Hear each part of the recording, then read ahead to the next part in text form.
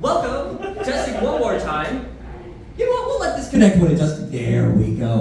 Well, perfect, folks. It is so exciting to have y'all here to the show. Welcome. Yes, welcome. Find a seat. Oh, there are a few up here in the front row. Perfect.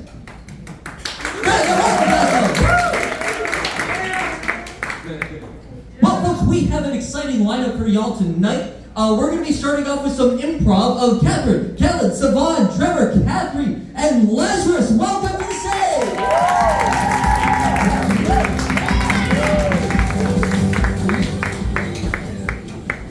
Oh my goodness, so many of us here. So many.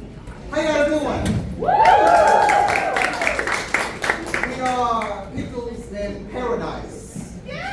So what I need for you guys is a thing you would enjoy on vacation. Sipping margaritas. Sipping margaritas. Yeah, we're just sipping margaritas. And when we'll begin.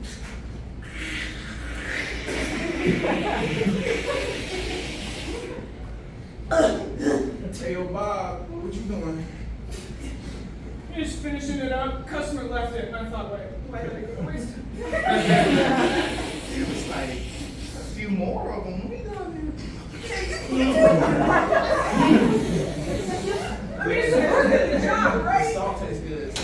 Oh, you're gonna lick the rim. Somebody else might have done that. Oh, shit. Right? Did you make this or did Phil? Oh, shit. Phil made it.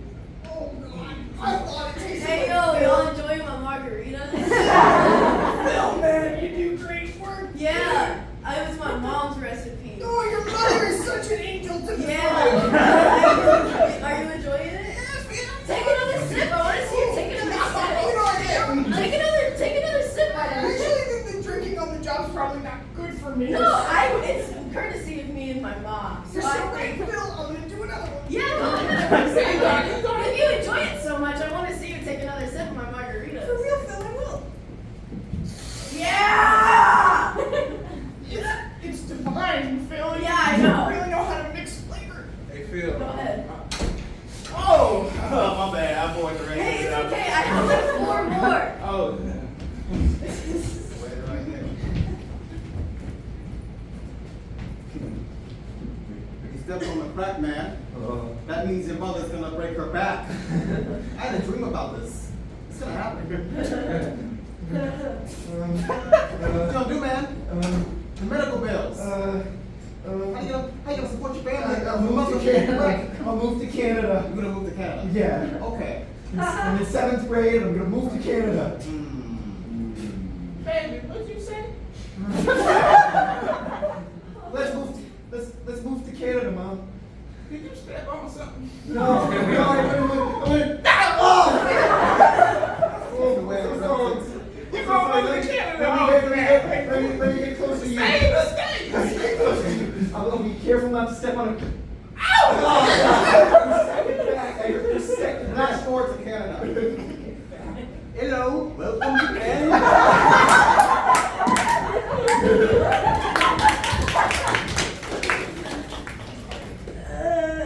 Phil, come on. It's time, Phil. You have to learn your mother's recipe for the margaritas. Margaritas, I'll make them with you, Mom. Now that you are 20 years old, it's time for you to learn your ancient Phil Danielson family recipe. Hey, yes, Phil Danielson, that's Yeah. me. Yeah. And also my great-grandpa. Yes. That's my boy. Yeah. Okay, how do you do it? So the first thing you have to do is you have to take the most water from the rainwater. The rainwater. The rain from the water. Yes. Yes. Yes. Yes. So you have your rainwater, and then you have to put food dye in it so it looks all cute and fun. What color? Any and all of them. I'm gonna do brown. Brown water is always delicious. Brown water, brown rainwater. Brown rainwater. People love that stuff. Huh? Ooh, I'm doing it. I can't wait to work at a resort and have my friends drink it with them. Oh my And god. they're gonna really like it. The technique on the food dye is really. I've never seen something so beautiful. What can I say, Mom? I was born for this.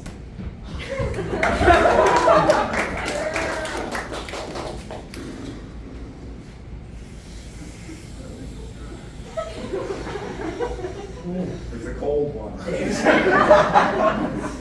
You bet it is. Yeah. Ooh, you wanna like hug or something? I guess we can. I mean,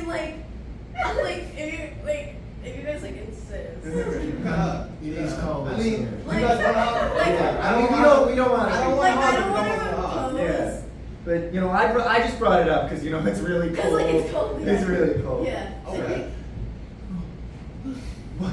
It's snowing. That's so beautiful. Okay, but we're penguins, so you should probably be fine. Are we, Yeah, you're are we right. still all down to hug though? I'm We just can hug. wondering. Penguins hug. Can we hug? How about you two hug and then we take a hug. Okay. That's what we do.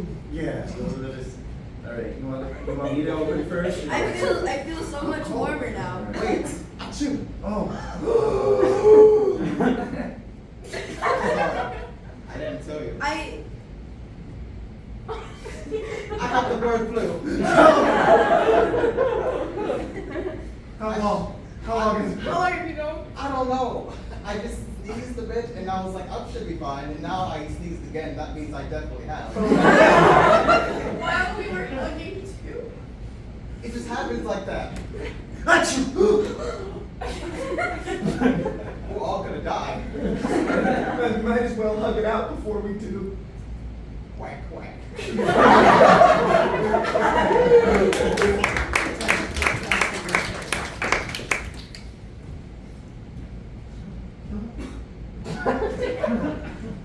Oh. You want mushrooms in it? Yeah. You did. Yeah. All right. Anyways, are you enjoying your stay at the Holiday Inn? Yeah. You know, every day's a holiday at the Holiday Inn. Wait, do you work for our marketing department? I bet you do. Yeah, and I'm also a big fan. Yeah.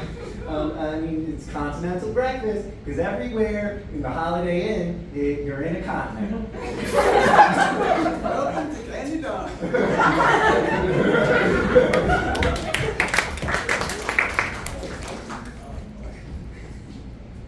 Yeah, that's right. I want 500 pages. Good. Good fun? Oh, shit, now I gotta restart. I was just doing that.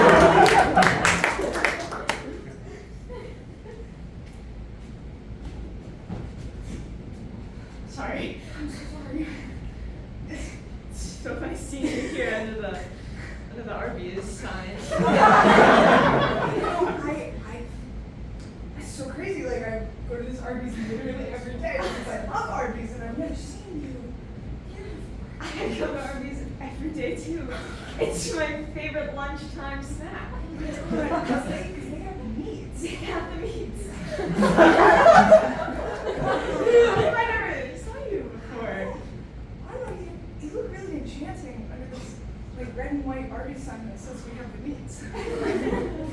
And it's so true. It's so true because, you know, like, and please forgive me if I'm coming off too strong. I feel like you might have the meats.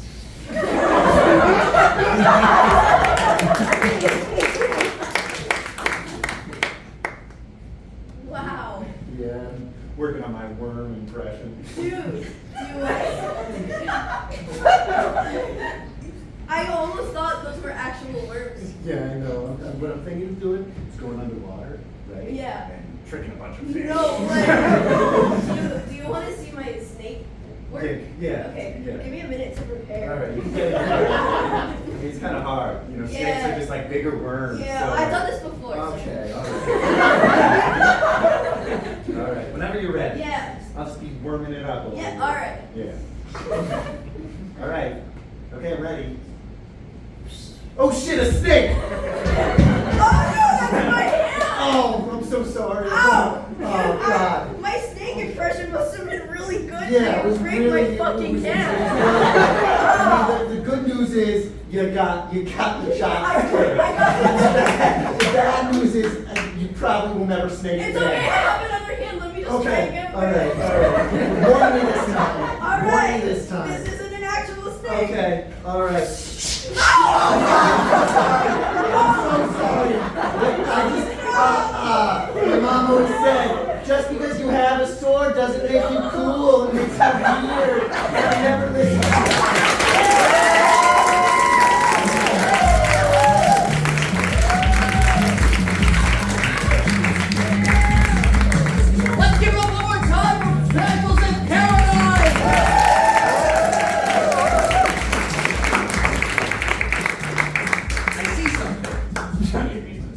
I don't actually.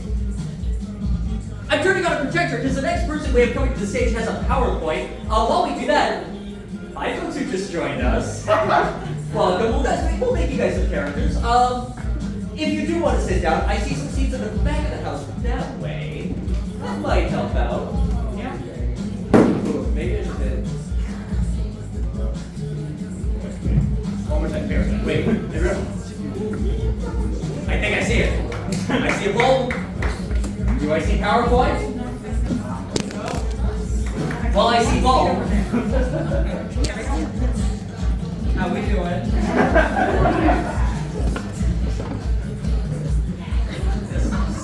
Sneak low. Pretend they can't see you. But I see big bulb up in there, which I think means PowerPoint machine is on. It's on. Yes! Well, for our next act, we have the greatest person to ever live, Allie Montgomery!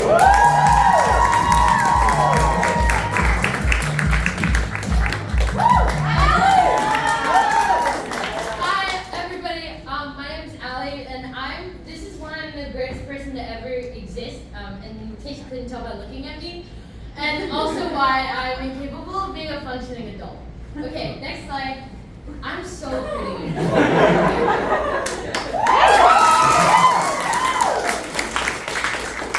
Next slide. My inhaler's been expired for 2 months, and I didn't know until yesterday. And I've been going on runs with it and just like wondering why my lungs were itchy. I don't really know. Next slide. My favorite movie is Hotel Transylvania. It's a cinematic masterpiece. Fun fact, it's where Andy Samberg got his big break.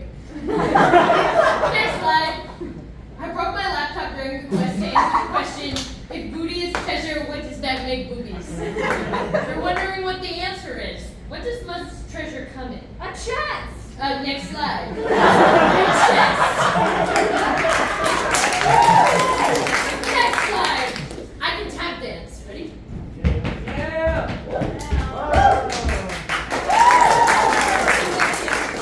Next slide. I've won this out in public. That's me in the Christmas capital of Texas. I got sold alcohol while wearing this. Next slide.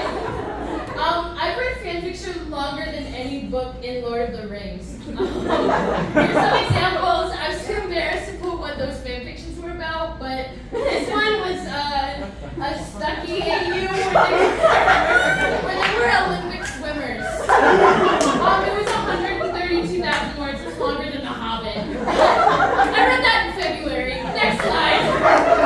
I've seen all 4 Hotel Transylvania movies. There are 4. Next slide. I find Tony Hawk. He's a dilf, and I'm not going to apologize. Next slide. I've been to prom 5 times. Next slide. 4 of those were theater prom. Yeah, this one was Star Wars themed. Next slide. I've had multiple hit tweets on 5-Star Stan Twitter. I don't know if you can see that, but 52,000 people saw that my worst fear is meeting Australian pop rock band 5 Seconds of Summer. They sing that song, she looks so perfect standing there, and telling a joke and then not landing. Which, I think I should put this on my resume. Next slide. My Wayne the Werewolf is my favorite character in Hotel Transylvania. He's a struggling dad, and I really relate to that. Next slide. I have a really good dog bark.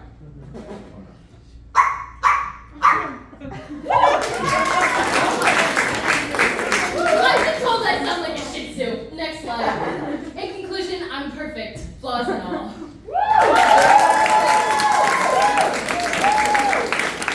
That's it.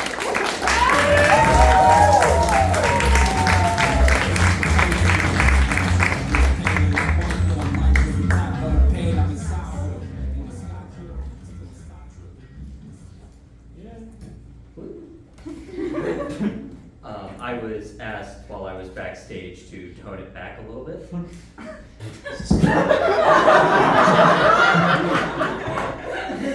Here's Sarah, I guess.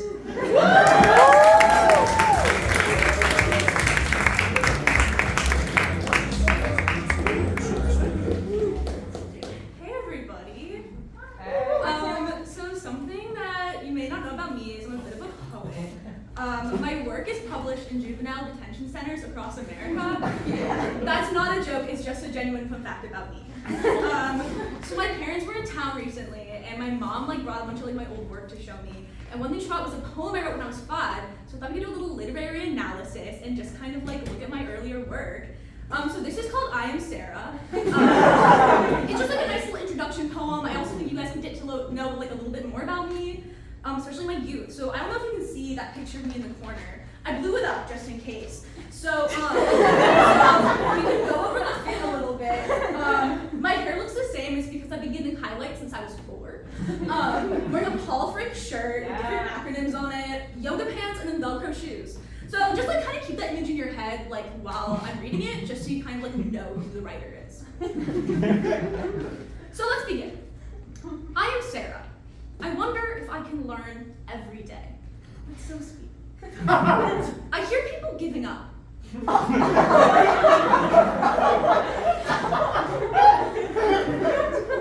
I see people never trying. I want everyone to succeed. I am Sarah. So with that, there's a decent sentiment there with wanting everyone to succeed, but I have an interesting way of going about it. The next stanza, I am Sarah. I pretend to help people in need.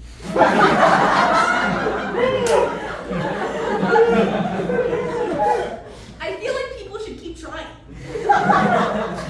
So this kind of makes me sound like a movie villain who's also a metaphor for capitalism. It's like giving Thanos core. I touch God trying to make my dream come true. Couldn't tell you what that one was. This one's my favorite. I worry about men leaving the state. So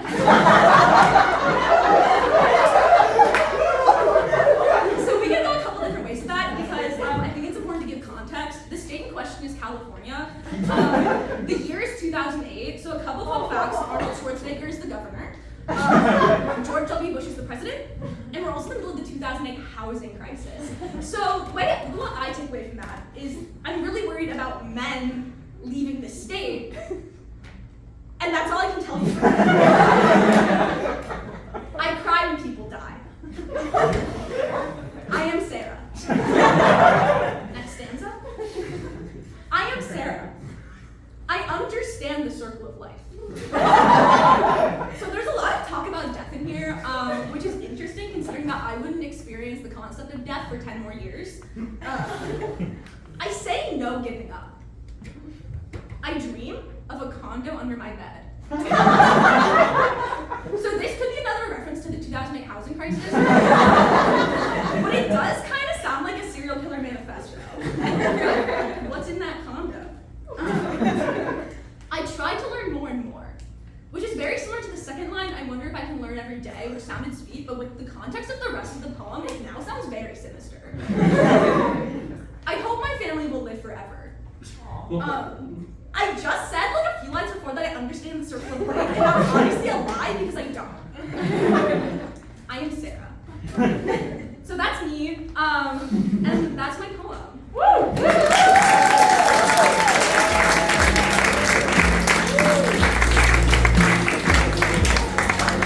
Let's give up one more time for Sarah.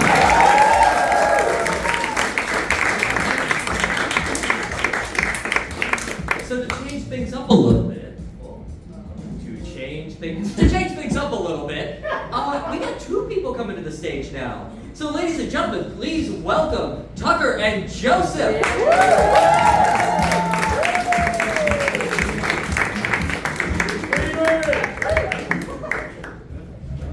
Yeah.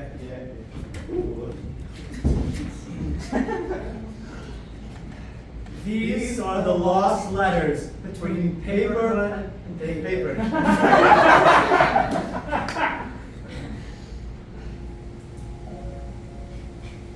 Dear paper, don't ask what I'm writing this on. I miss you dearly. It's been so long since I felt you betwixt my proms. I long to see you soon. I hope you can return. With all my love, Paperclip.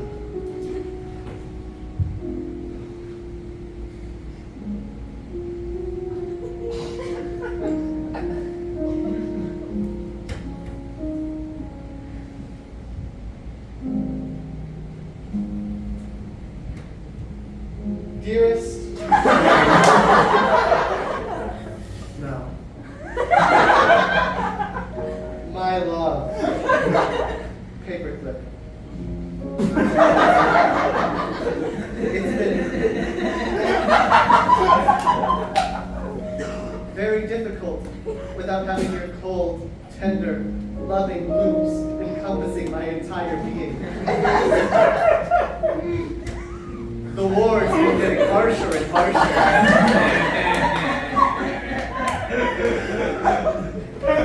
You cannot understand the horrors in which I have seen. I have to go now. All the best. Paper.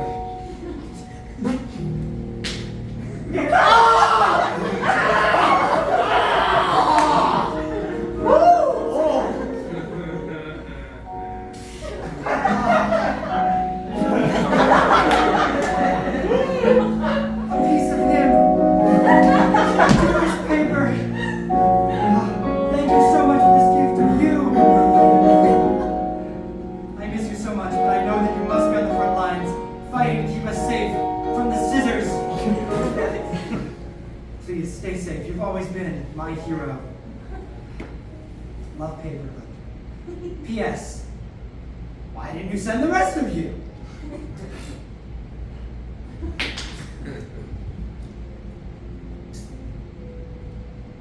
Dearest Paperclip, why did you send it back?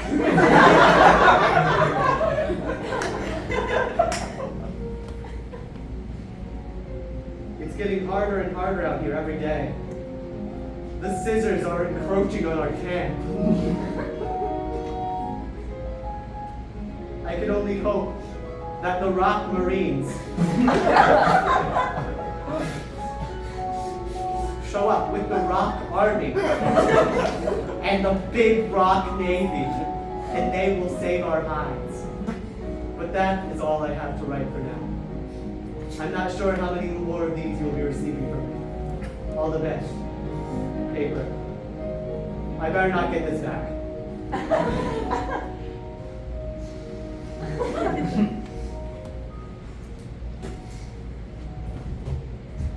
Dearest Paper, sorry about that. I won't make the mistake again. So I'm writing this on my Etch-a-Sketch. It's harder than it looks. Please, don't tear yourself up for me anymore.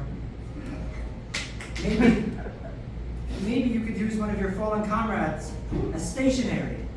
Just a thought, why I spelled that. Just a thought. Loving forever, Paperclip.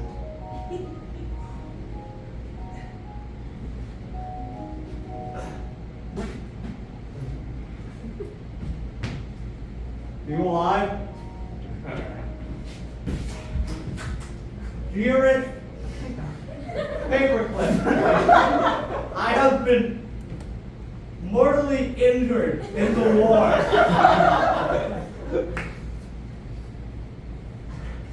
They normally recycle the paper that has been injured and turn them into the very envelope that we are using now.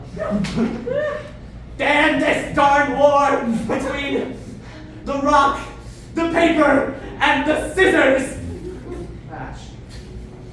And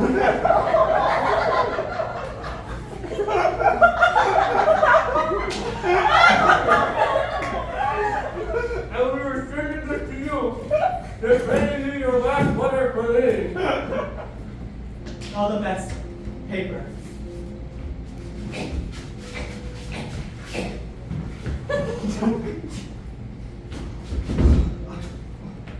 Beloved Paper, please don't say such things. You will survive. I know it, you can. You must see your son again and kiss him on his half paper but half paper head. Keep fighting the good fight. Your devoted lover, Paperclip.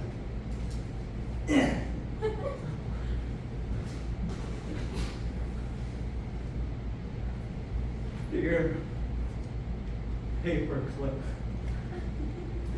this is it. They have discovered my injuries. This means that I am to be recycled. You will no longer see me again. No, wait, no, All no, right. please. Off to the envelope with you.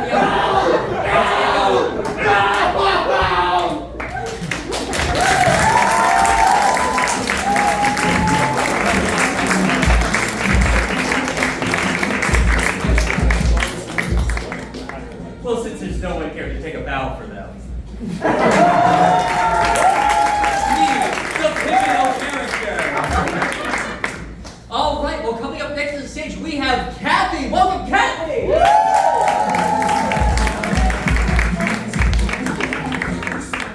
So hello, like Jill said, my name's Kathy, and I want to get a little vulnerable with you all. Is that okay? Is that okay? Yeah. I just wanted to ask first. Okay, so I'm telling you a story of me. I'll set the stage. Okay. It is May 1st, 2011. Think back to the day. Maybe you remember it. Maybe you don't.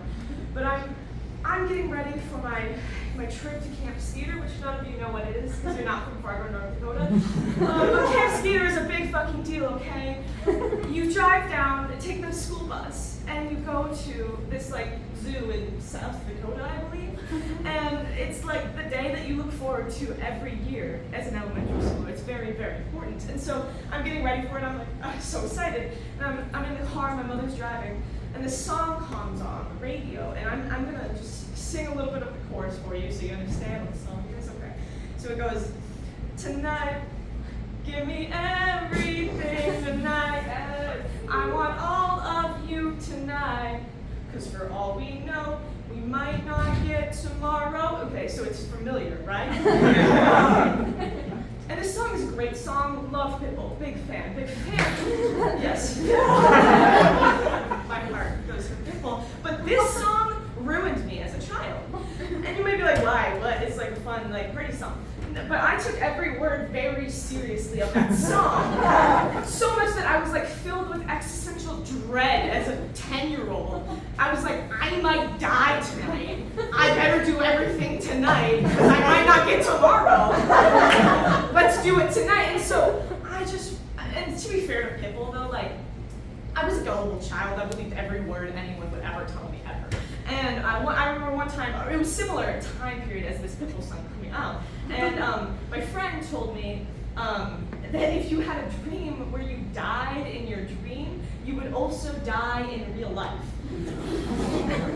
Curious, but I go, okay, yeah, this is fact. And not only did I believe it, because like she told me, but she told me that like it happened to a person, like she said the name of the person. And I was like, no fucking way!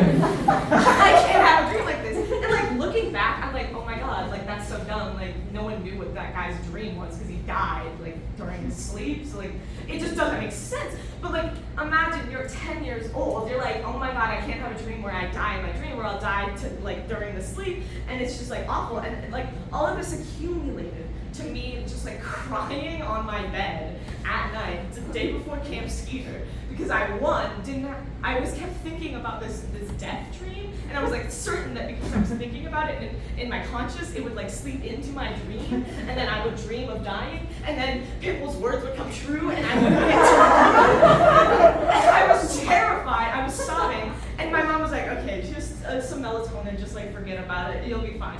You'll go to Camp Skeeter." And I was like, "Okay, fine." I took the melatonin. I went to sleep, and all of this to say is I didn't fully process this whole song, and then now like, every time it comes on, I do tense up. Just a little bit. Just a little bit. I'm 20 years old, and I still get a little worried whenever Pickle's Give Me Everything Tonight comes on. And all of this is to say, we were thinking that Pickle was going to headline DePaul Fest, the concert at the end of the year. But unfortunately, he's on tour, and yeah, sad, but I had the realization that I won't have to worry about listening to him sing that song. So I'm very happy. Thank you.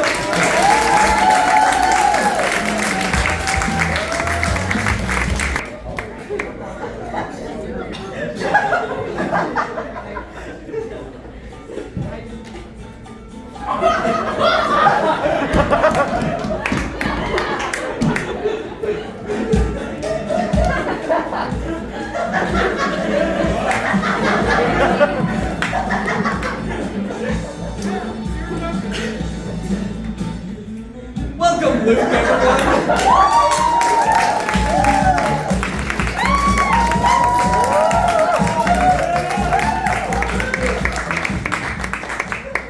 Hi, everyone. Is this thing on? No. No, it isn't. All right, no mic today.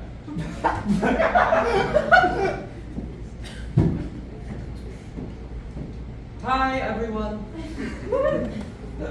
I'm Luke. The last time I was on this stage, I said I was an IBS ally.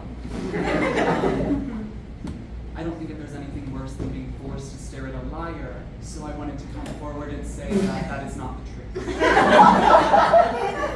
I have IBS.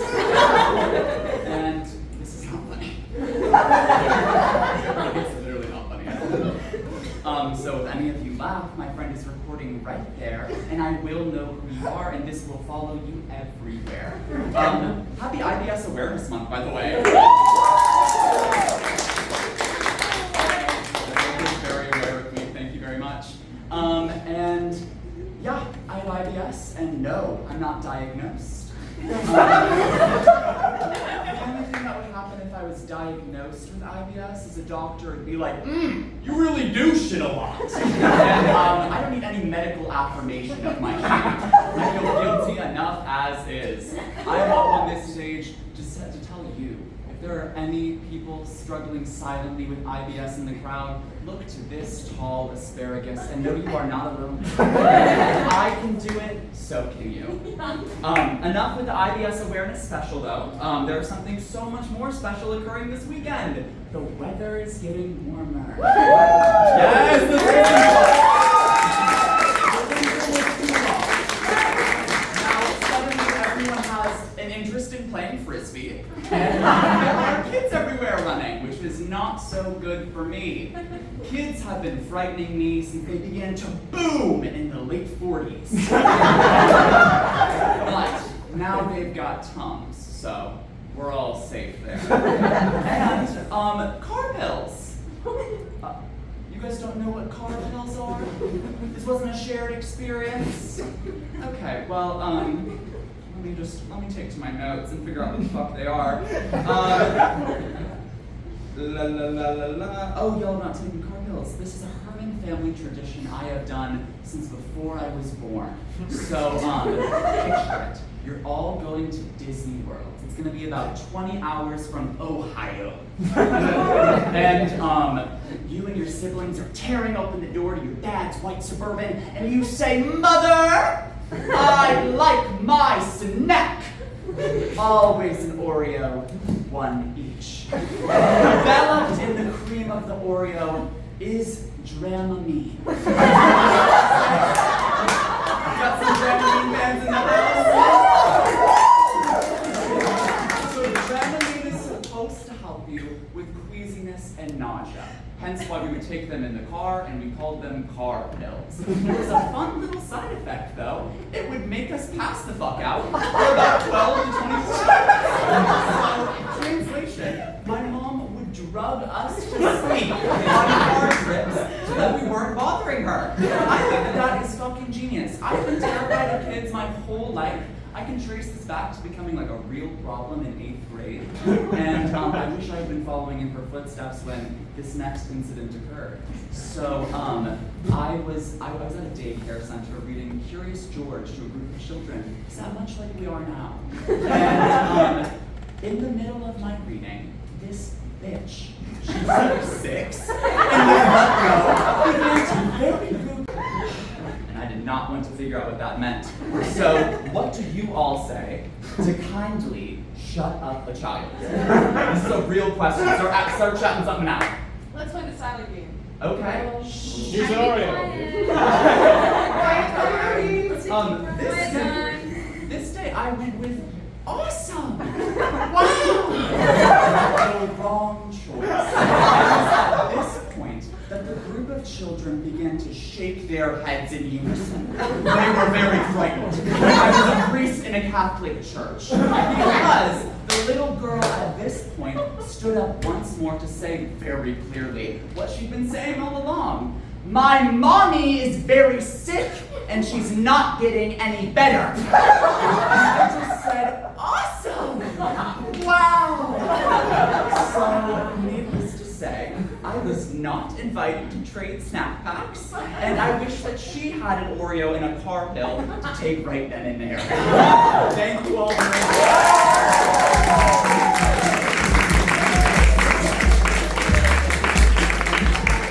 One more time for Luke, everyone!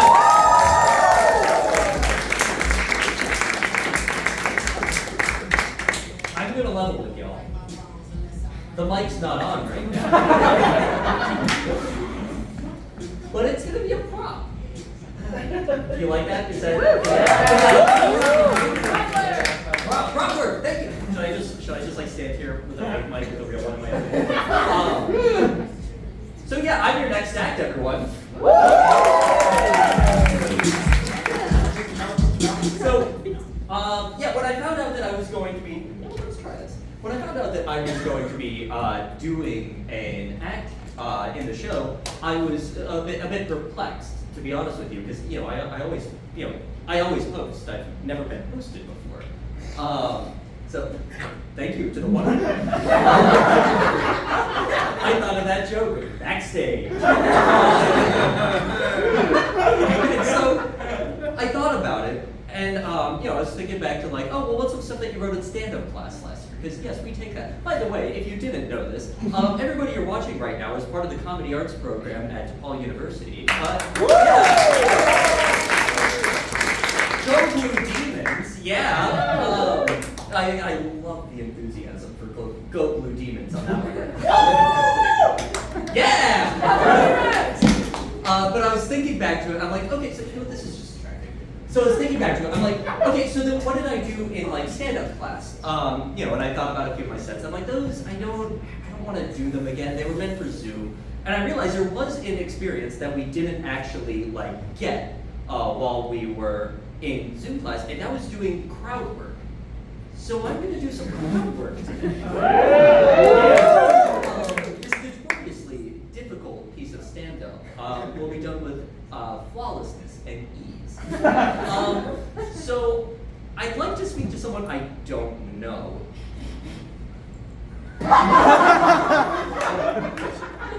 Hi. What's your name? Tia. Tia, good to meet you. I'm Joel. Hi, Joel. Where are you from? I'm from Colorado. Oh, that's a stupid place. I'm sorry. Sorry, I said flawlessness and ease. That was not flawlessness and ease. Awesome. I have a few friends who live in Colorado. That's a lie. I don't. I have a friend who lives in Arizona. Do you like that place? Yeah, that family. Oh, cool. Yeah. Yeah. All right. Bye. You have similar hair to me. Hi. What's your name? Chris. Nice to meet you, Chris. Where are you from? New Jersey. Oh, New Jersey. Let's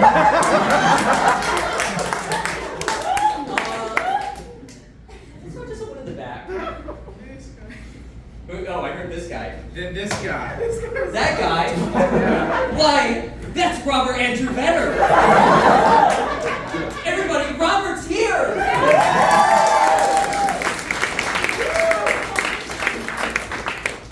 Where are you from, Robert?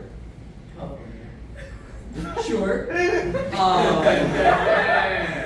I've met you on several occasions, so this does defeat the purpose. Okay. But tell me something I don't know, Robert. Like, what's your favorite letter?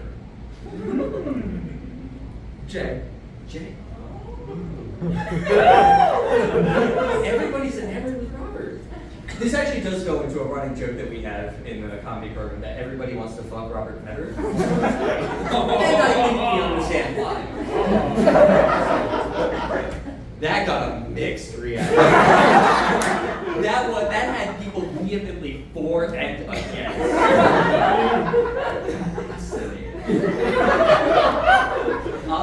It's very hard to see past the front row. I'm sorry that I keep picking on the front row, but you refuse to make eye contact with me. What's your name? Julia. Good to meet you, Julia. Welcome to the show. Are you having a good time? Would you like a round of applause? Everybody, round of applause!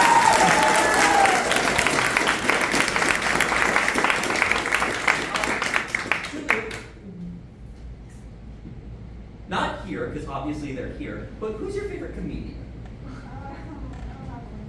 That's all right, not everybody needs a favorite, but you're wrong. You are. Well, I just got my 1 minute late, and that means I need to end on a killer joke. So, we'll improvise this. Could I get the suggestion?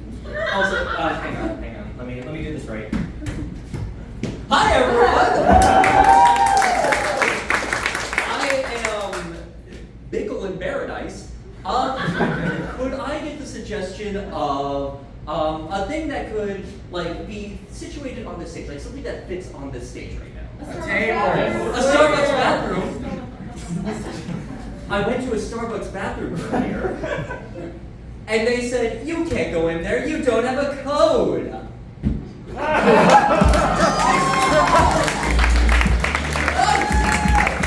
my good friend on stage, Cindy.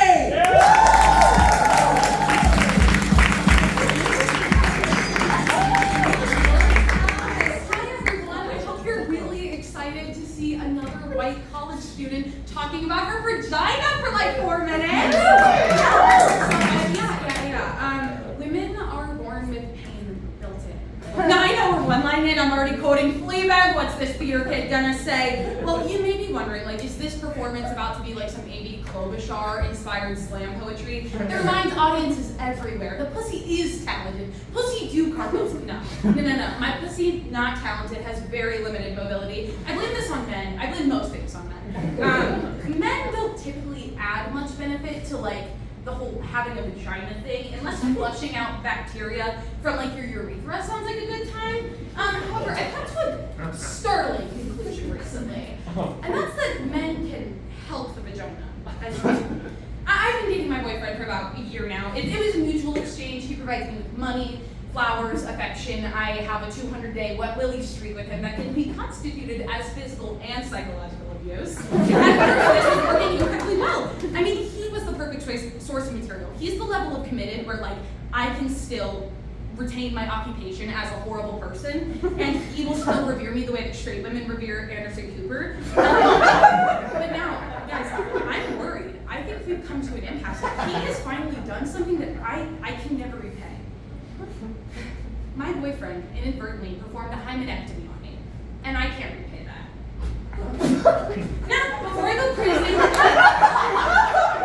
look, it's gotta happen sometime, people.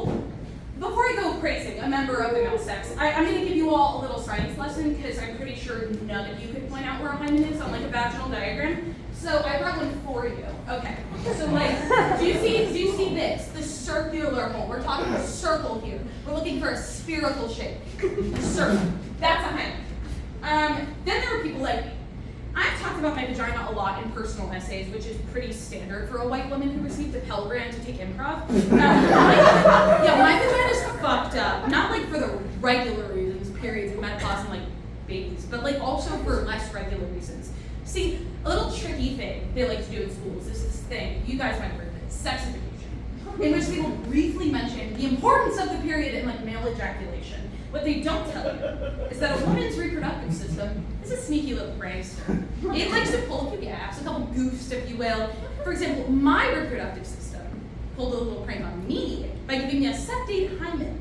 So instead of the normal hymen that you guys all know and recognize, not only because I just showed you, but also because you've all seen a hymen before, mine looks like this. So where the other one was circular, we're talking circles, people, spheres. This one has a line straight down the middle, tissue directly down. I know, painful, isn't it? Instead of that fun little cherry you boys like to pop, imagine string cheese. Painful string cheese. You gotta stretch it till it snaps. Actually, in all honesty, it actually requires usually thousands of dollars of invasive plastic surgery, but my man, he doesn't play by the rules. In the month after Women's History Month, it has become painfully apparent that it won't last all year. Last month, I was Venmo'd 69 cents a day for my trials and tribulations in this hellish landscape. And now I'm publicly thanking my boyfriend for fixing my vagina with his big cock that I found. So, because of him, I'm a real woman, I can use tampons like a big girl and have sex with my whole vagina as opposed to the chosen half of the day. This is no longer a double-decker bus. We're back in the States, baby, where buses are public use and always stickier than you thought it would be. The worst part is I can't even repay the favor. I mean, there's no hymen for men. I can't just like cause vaginal trauma for a penis. So I need to get creative. I'll pop the only cherry I know how, the prostate. I mean, it wouldn't be fair of me to leave anyone with sexual results. So I'm gonna break that booty hole the way that like I used to stretch all my scrunchies on my wrist back in the 50s. Let's save those fucking turtles! But seriously though, it's really kind of him to like do that for me. You know, true intimacy in a relationship is really in the medical stage, that sweet spot between 50 Shades and Grey's Anatomy. I'm sure he's not a gynecologist. He's not the kind of man who would know what a gynecologist is, but you know, I don't think I could have had a more pleasurable hymenectomy. I mean, I can't.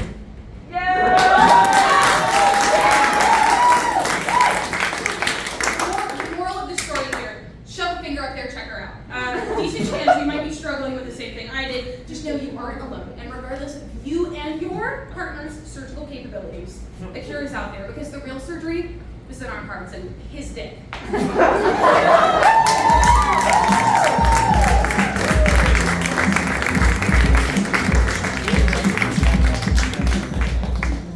Folks, let's give it up one more time for Sydney. And now, ladies and gentlemen, the Annoyance Theater is proud to present Us, a Modern Love Story.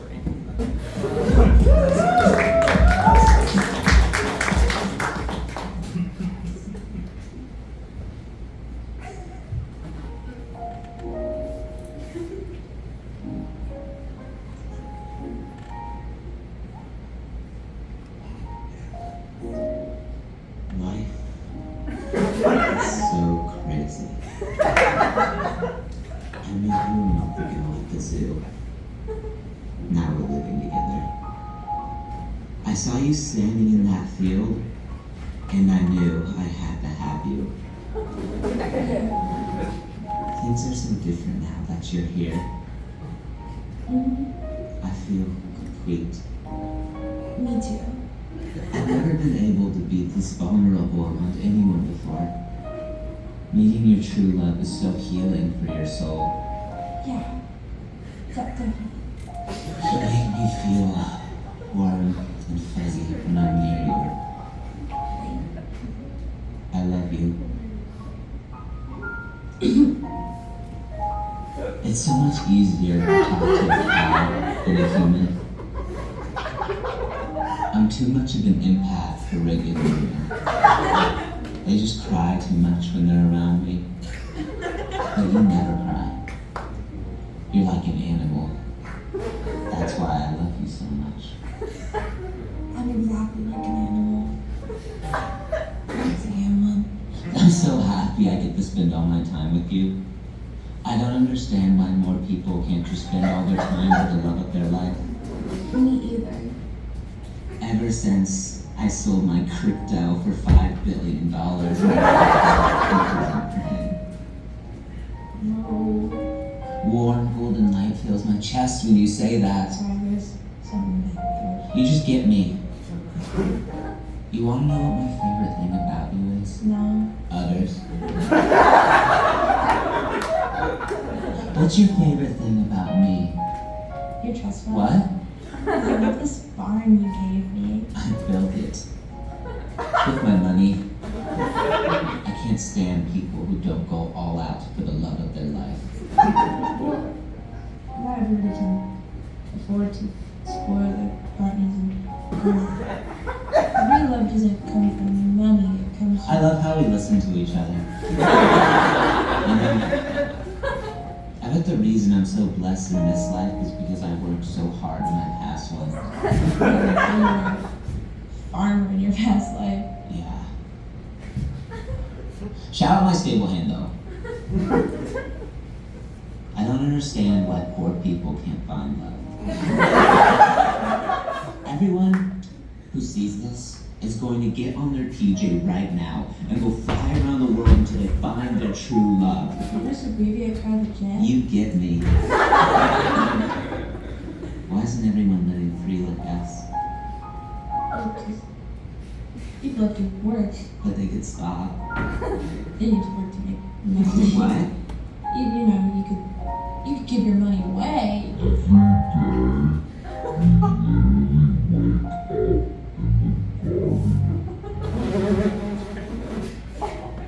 What's for breakfast? Milk. I love you, my little Dairy Queen.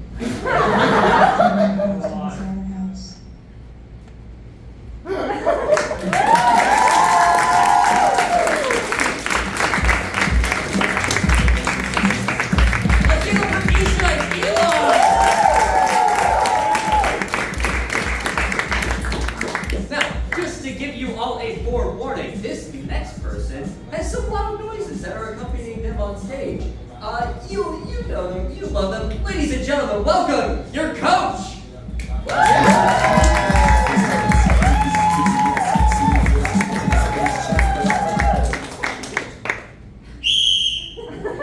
I'm gonna need everybody to shut up. Alright, boys and girls, I hate to do this, but we're gonna have to end our unit on Pelt the Freak, aka where we throw those little weird foam dodgeballs at Elijah because he sucks. We're gonna move on to square dancing, so, alright, I'm gonna say it. We're gonna have to pair up boy-girl this quarter, and I know what you guys are thinking. Oh, I'm gonna pair up with a hottie. No. You pair up by popularity. So I swear to God, if I see you, Beth, and you, Luke, in the same pair, I'm gonna shit my pants. Okay? This is about the hierarchy. Also, I know there are more girls in this class than boys, but we're having no same-sex couples because I don't like queer people for real. They're ugly and they're bad. I'm sorry, okay? Look, like, I don't make the rules, man. Like, the school doesn't want queer people in the PE room. And I'm gonna be honest, neither do I because it's gross. So, boys, you guys can't pair up because you. Girls, you guys can't pair up because you're too young for me to find it hot right now, okay?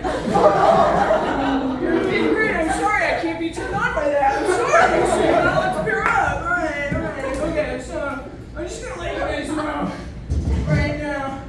Bethany, you're just gonna sit out because your partner's Elijah and he's in the nurse because we did make him throw up. Sorry, man, I don't know what to tell you. He's a nerd and so are you. You're like ugly, but like, I mean, whatever. Alright, so I'm gonna talk to the boys. Alright, fellas. How many of y'all know how to box waltz already?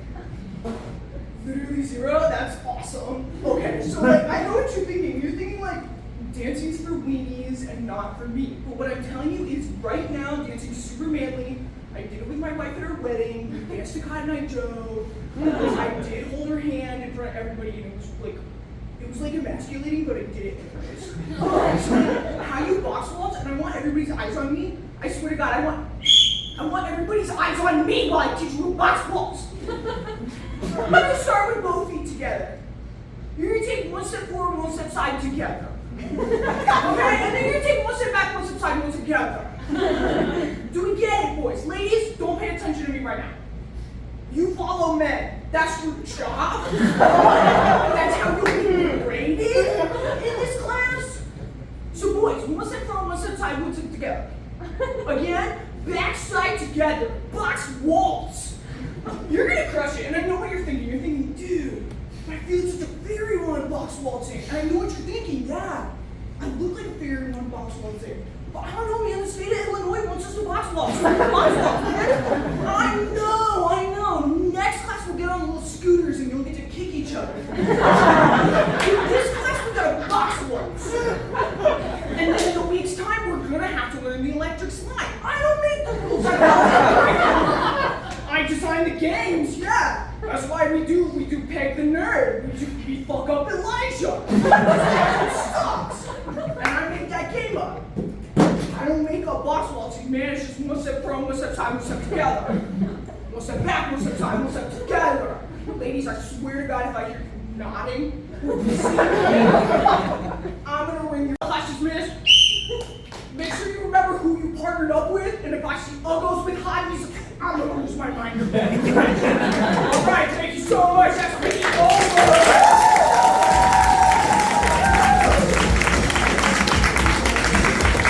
One more time for Kathy Thompson.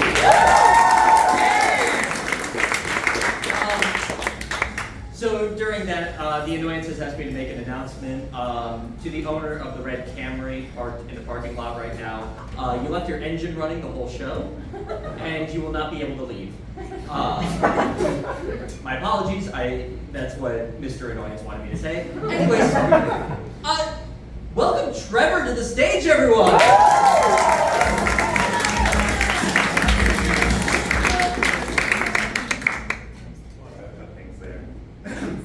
Hello, friends, enemies. I know who you are. You know who I am. I'm Trevor. I have many talents. My biggest talent, I think, to be honest, is that I can throw mints into my mouth. So I'm going to do that. You gotta get the jaw ready. Jaw ready. You gotta find the right size in it. Not too small, not too big, just right. Put the case back on the chair. You warm up your mouth again. You can't get TMJ. A lot of us have lost a lot of good mint throwers from TMJ. So you take the mint, you put it on the edge of your hand, right here. Profile. Keep your eye on the mint. All right, I'll just do it now. It's really important to make sure you're done.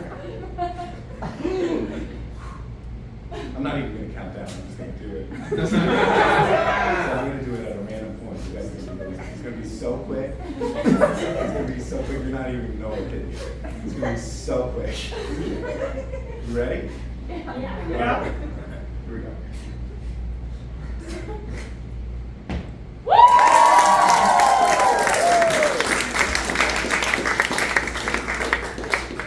I had a rough childhood. I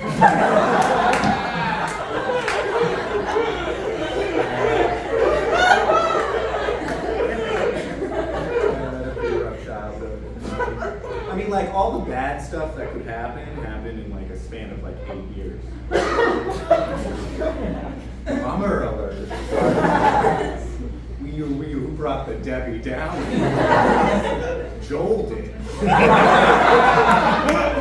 Everybody be mad at Joel for that. Anyway, I'm so good at throwing mints in my mouth. I bet you, if you screamed at me, I'd still be able to catch it. So, whenever you want, just scream and try to make sure that I can't catch a mint in my mouth.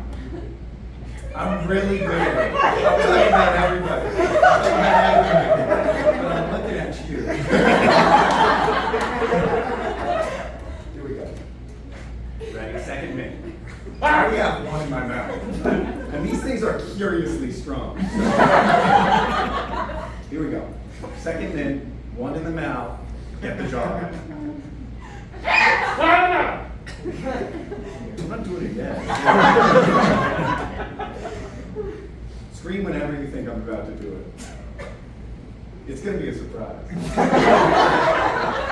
It's going to be so quick, because it's going to be like, oh man, I forgot to scream. So get all your screaming out now. If you just do like a prolonged scream, I bet you catch me in the end. All right, here we go. Edge of the hand.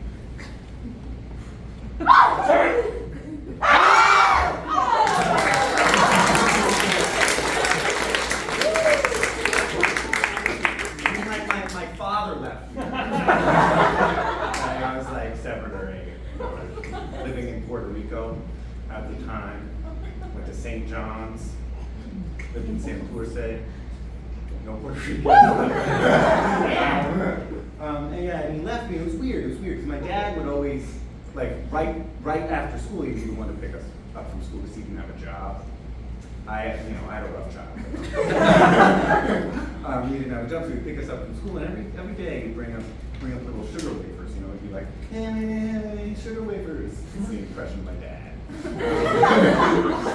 You knew him? That was spot on. Sugar wafers. Anyway, one day I come out of school, living with my backpack, and he's not there. Look, anyway, I'm really good. I'm so good that I bet, if one of you came up here and shook me, I'd still be able to. Does anybody want to shake me? Joel, you want to shake me? Okay, all right. Joel, you can shake me. I've already got 2 in my mouth, and these things are curious. Here we go. Joel, you can start the shaking whenever. Well, this is hard. Okay, here we go. Get the mouth ready. All right. Oh, shit. Keep going.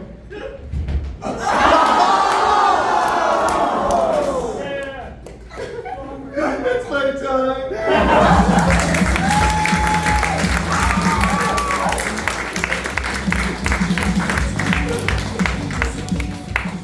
I swear, I just saw it. Anyway, didn't expect to be targeted in the last one. I did hold the joke. Speaking of Mr. Annoyance, Trevor, but that's fine. No, I'm just kidding. Anyway, ladies and gentlemen, coming to the stage right now, we have Lazarus.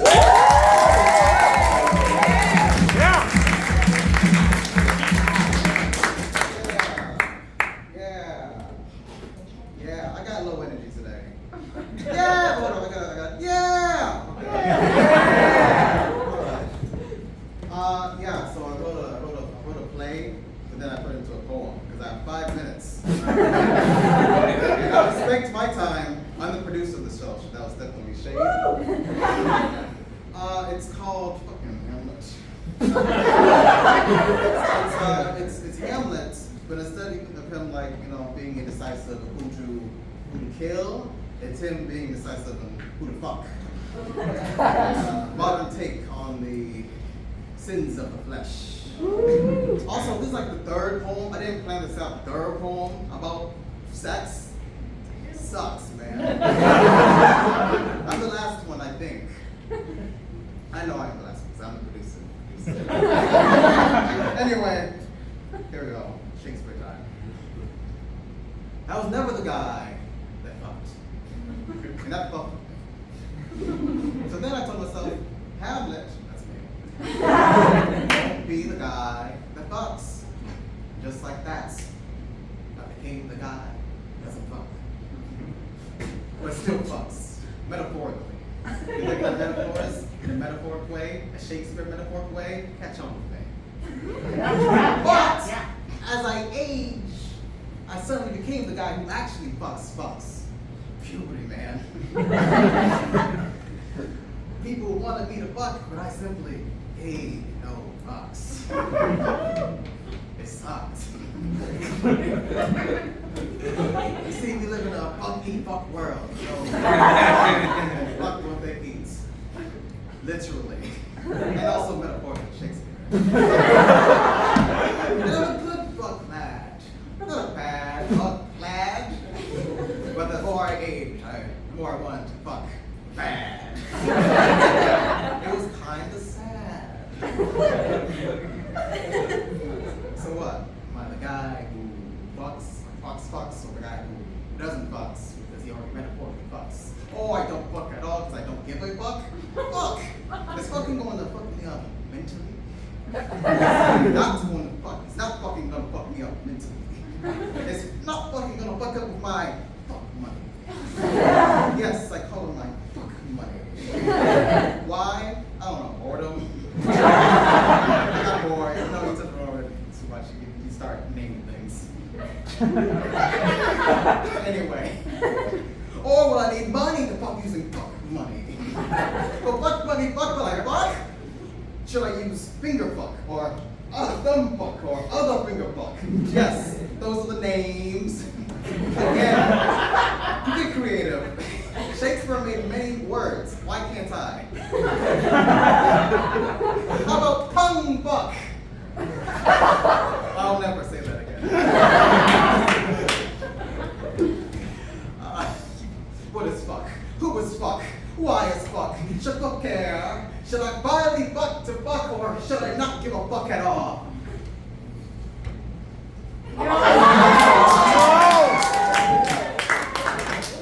To fuck or not to fuck?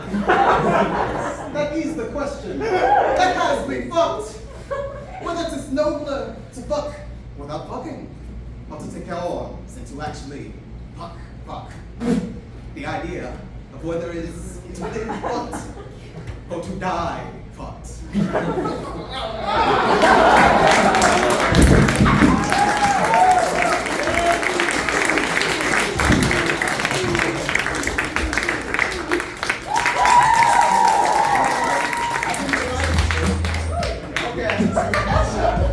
Yeah, all right.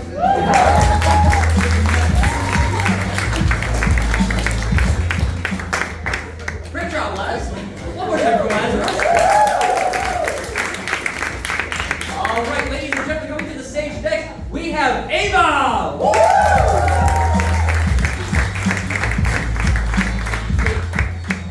They told me that the mic was broken, but I'm still gonna hold it. Hey guys. How are you guys doing tonight? I'm good. I'm so glad. I'm actually blind in one eye, but these glasses are a fashion statement. So today I'm going to be talking about, and I think it's a common theme. I don't know, I wasn't watching the show. I think it's a common theme to talk about our childhood. Is it? I don't know. Yeah. I'm going to talk about how fucked up mine was, because it was fucked up. You get to a point in life where you realize that like not everybody's mom had them learn how to use a corkscrew when they were 7 to open up their wine. Yeah. We're starting off real strong. No, my parents were pretty good. I am telling them that this wasn't filmed. The camera broke. Because they can't see this. My parents were pretty okay. All right, I guess. My dad had me and my sister watching Robot Chicken. I birthed a child. He had me and my sister watching Robot Chicken when we were like 7, which is on Adult Swim. The name should give you enough. Not for kids. But yeah, I think they should have known that I was like maybe not okay, because everybody pulls heads off of Barbies, right? Yeah. That's like a common thing. Yeah. See, I would pull a head off of a Barbie, and then I'd be upset that they didn't bleed. So I would steal my mom's red nail polish and then paint the necks with the blood, and then I would start a murder mystery, and I would always accuse the wrong person. Because we know who did it.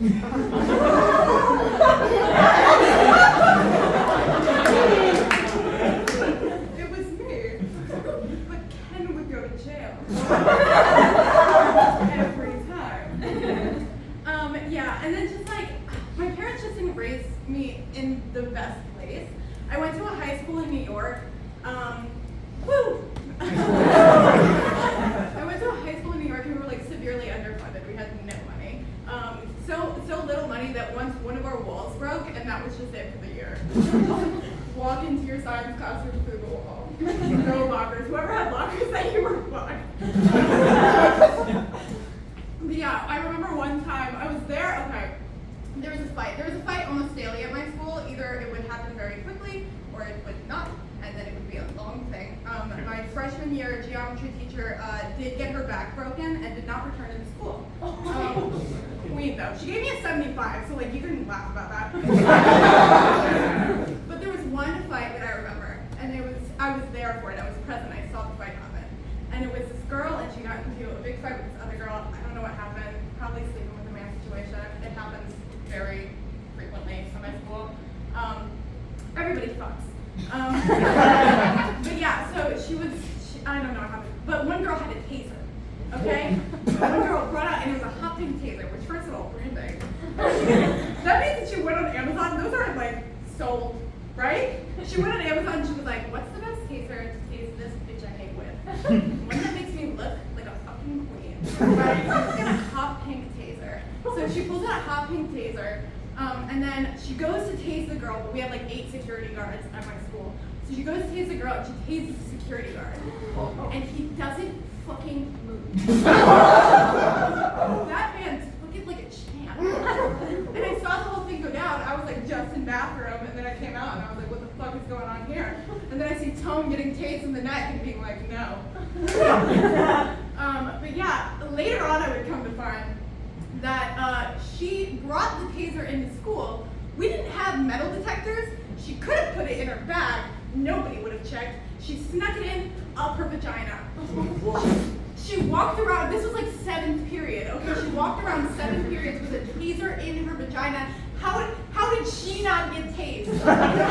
It goes like this, like on a daily basis. When you sit down, like you're fucked.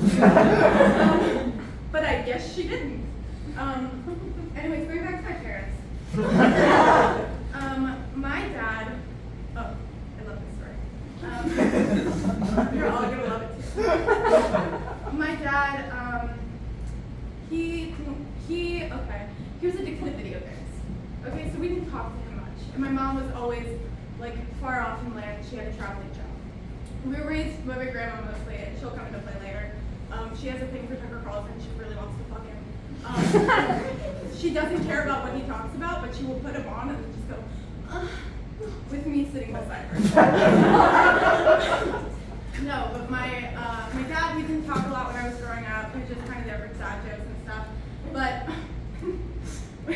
one day we were sitting in the car.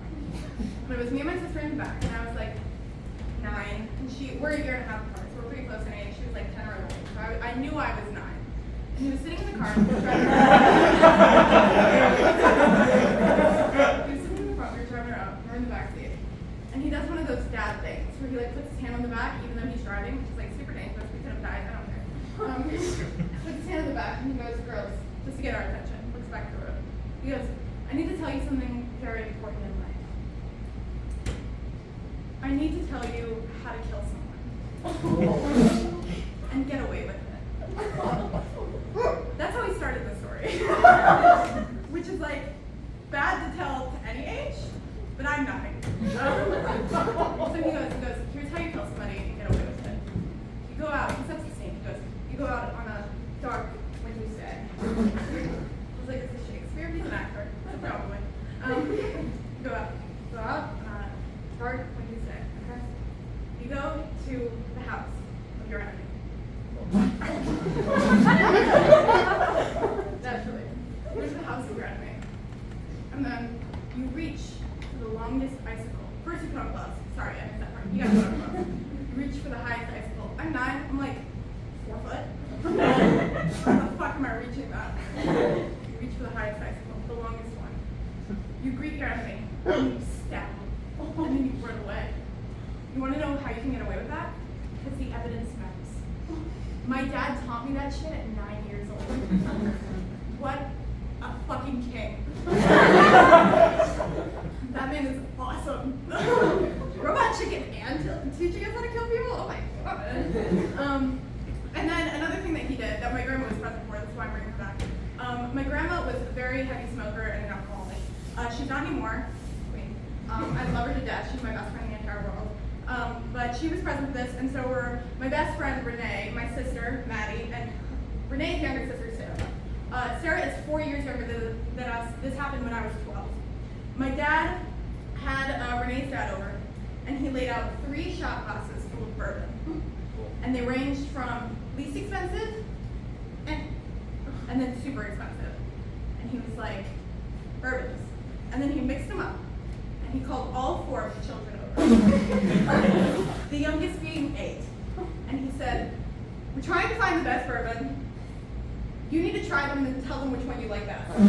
And that's the one we'll drink. Again, absolute fucking baller. What a king. So we all tried them, obviously, because when parents tell you to do shit, you do it. We all tried the bourbon, and there was one that we didn't gag at. And so they drank it all night. And then my grandma pulls me over, and she goes, tell me honestly, was that your first time trying alcohol? And I said, no. I said, I'm actually drunk right now.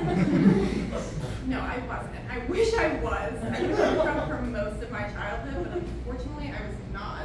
And I had to live through that shit. But yeah, and then my last joke, I'll leave you guys off, I'm such a rager. My last joke, I was living with my grandma, and because I had a rough time my senior year, so did everybody. I was living with my grandma because I was like, eh. So I moved up, and she lives in like building control, like the types of places you can't get because you don't have money. Because she didn't. She had a big box of money under her table, and I was like, "What's that?" She goes, "That's a big box of money." And I said, "You're fucking kidding me." No way. So she pulls it out, and she goes, "Yeah." And she opens the box, and they're all color coded. Okay? They're color coordinated. And I said, "Well, what do the colors mean?" She goes, "Well, I can't put this in the bank." I was like, "What?" She goes, "I can't put this in the bank because they'll know that I have money." What? Whoa! But she color coordinates them. She goes, "This one's for a car. This one is for my meals." I'm so sorry. And then this one is for my dying wish. And I said, "What's your dying wish?" And she goes, "I'm going to pay for Carlson to have sex with me."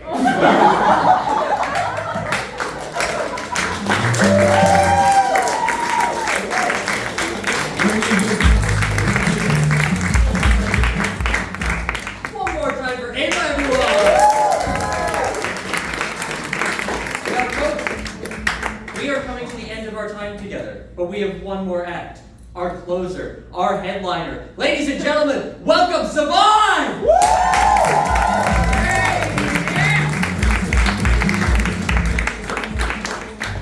Yo, this mic don't work. Oh, it work. What's good, y'all? Y'all been having a good time tonight? Yeah, we just go. Oh, man. I miss my brother so much. He in New Orleans right now. He chilling, you know. It's my dog, you know. 2 years apart. He 21 now, I think. He 21. I'm 19. We grew up together a lot. That's my dog. Now we just have like FaceTime calls and stuff like that because we used to live in Kansas City, Kansas, but we both traveled for school. Now it's just FaceTime calls, but it's pretty cool though. We both get to be on the FaceTime high as hell. Asking each other deep questions, deep work, you know, research, you know, really important topics. So one day, me and bro were on the phone, high as hell. I go like, "Hey bro, is DJ Khaled black?"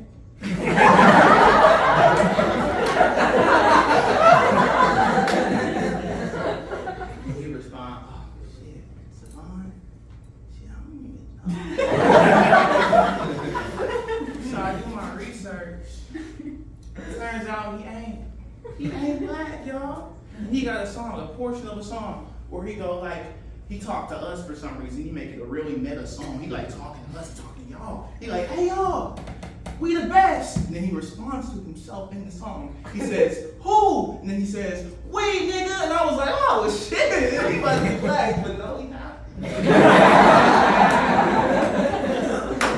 Y'all can do y'all research. Look it up on Google. Get out of here, you know what I'm saying? But yeah, really important stuff. You know? One time, another day, I asked him about something very, very like, it matters, you know? All this shit we talk about, it matters, you know? And I asked him a question. I was like, "Hey, bro, what the Maury niggas up to?" And he goes like, "Wait, what?" Maury niggas? Who are Maury niggas? And I'm like, "The Maury niggas, bro. You know what I'm talking about?" He talking about. And he was like, "Bro, the babies?" I was like, "Yeah, the Maury, yeah, the babies, yeah, you know what I'm saying?" And then I was like, "Yeah, where are they at now?" So I did my research. Went to the Google. If y'all use Yahoo or Bing, like, you know, I don't do that shit, but went to Google and I looked up like the launch date for Maury, you know, very important show.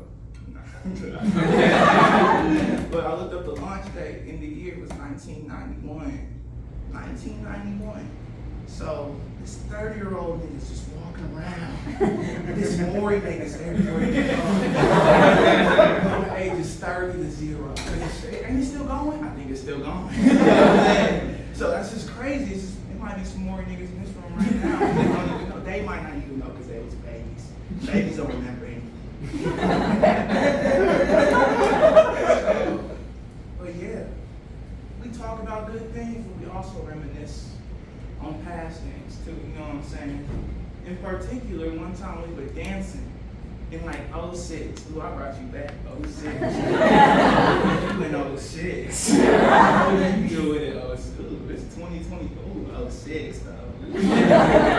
But yeah, like in 06, me and my brother playing this video game called NBA Live 06. And that was back in the day when video games had like crazy theme songs before they started.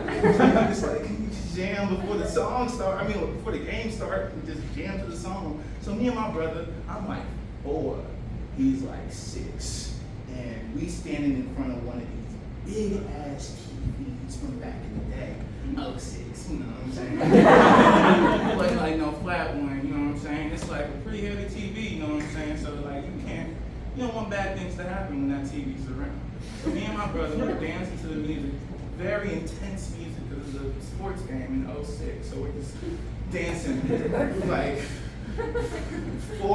I'm 4 years old. In my room. And as we're dancing in this jump, man, I see the TV kind of falling off the thing that's like right in front of us. My dumb ass don't even say nothing to my brother. I'm watching the TV fall. I'm like, I stopped dancing. I'm like, what up? TV falling. So I don't say nothing. I don't say a word. I'm like, hey bro, the TV's falling. I'm like, I'm hitting his ass. Like nothing like that. That's all my brother heard. My brother turned around. He turned around. He dancing like this, like, what's going on, Bob? And then he turned around, TV falling right on the board. It wasn't in a bad way, nothing like that, because he cool. Nothing bad happened. He didn't break nothing. Nothing happened. We just laughed. That's all, because he got right back up. But like, yeah, we reminisce on stuff like that and all the time. All types of stuff like that. But yeah, that's my dog, bro. And regardless of what we go through in the future, we're going to stay tight. Keep talking about goofy shit like TVs falling on people. More niggas. And my nigga Khaled. Thank y'all.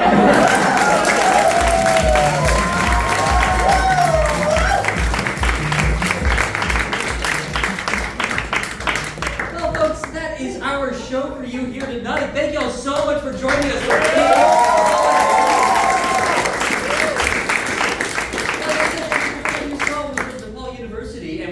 Now a residency here at the Annoyance for this coming spring quarter. So if you'd like to see another show, back here Sunday at 6. Thank y'all so much for joining us. Good night!